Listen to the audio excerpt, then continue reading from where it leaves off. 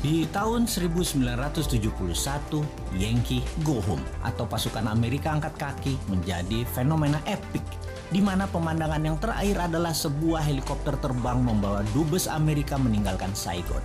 Amerika kalah perang dengan Vietnam. Amerika membela Vietnam Selatan, Vietnam Utara yang komunis menang pada akhirnya. Kemarin kejadian berulang lagi di Afghanistan. Sebuah helikopter terbang di atas American Embassy membawa dubes Amerika keluar Kabul. Yankee Go Home.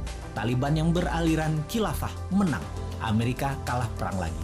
Setelah sejak tahun 1991 menguasai dalam tanda kutip Afghanistan, Taliban hanya dalam 10 hari pergerakan bisa menaklukkan Kabul. Taliban dengan kekuatan militernya menguasai Afghanistan.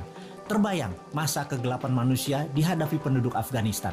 Pemahaman garis ortodok agama dibawa ke pemerintahan bernegara Afghanistan baru di bawah Taliban. Siapa yang memberi go ahead terhadap Taliban? Siapa lagi kalau bukan Putinnya Rusia? Sejak Maret 2021 ini, Rusia dukung penuh Taliban. Dendam tahun 1991 ketika Uni Soviet ditendang sekutu Amerika menjadikan Rusia terus menarget Afghanistan. Sama deh, ketika Newman nanti jadi, Timor Leste tetap dilirik untuk memberi pelajaran ke Australia dan pastinya memberi pelajaran pada pemimpin bangsa yang bisa dikatakan lemah, tak bervisi dunia sebelum Newman yang melepaskan Timor Timur dan kalah dengan Australia. Juga tidak ada usahanya untuk mendapatkan Timor Timur kembali. Cara Newman nanti jauh lebih elegan dalam mengambil Timor Timur. Kita bangun Timor Timur dengan printing money, dengan produksi-produksi Indonesia seperti di kawasan Kek, yang lalu finish produknya kita bangun jalanan, mall, kantor, pusat belanja, jembatan, 1 juta rumah di Timor Timur. Anggap saja Timor Timur itu salah satu Kek atau kawasan ekonomi khusus Indonesia. Pasti panji negara merah putih berdiri lagi di sana. Rusia ambil Crimea, Rusia dukung Taliban, Indonesia ambil balik Timor Leste. Kita tidak pakai alat Tiongkok yang menyedot sumber daya alam Timor Leste. Timor dibangun layaknya provinsi di Indonesia, layaknya kawasan ekonomi khusus di Indonesia.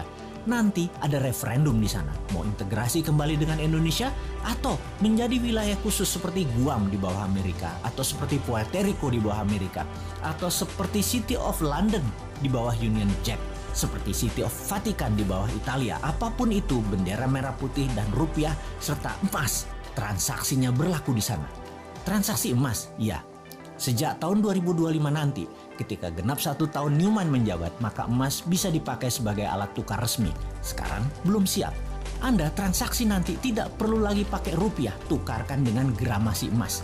Ditarget dalam 3 tahun, 70% transaksi di Indonesia pakai emas karena di 30 kawasan ekonomi khusus, termasuk Timor Leste, emas dipakai sebagai alat transaksi, transfer ke sesama tabungan rekening emas. Dengan demikian, Indonesia negara pertama di dunia yang tidak ada inflasi, tidak ada kejatuhan nilai mata uang. Karena emas bukan mata uang, emas alat barter, emas alat tukar.